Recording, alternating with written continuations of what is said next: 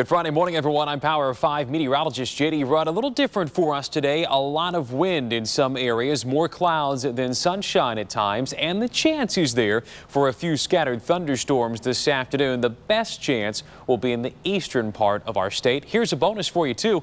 It won't be as warm today. High temperatures only in the upper 70s. That chance is there for a few showers and thunderstorms. The bigger thing you're going to notice, though, I think, is going to be the wind out of the northeast at around 15 to 25 by the afternoon. Notice the feels like temperature still a little bit on the muggy side today, so it may feel more like 80 to about 82.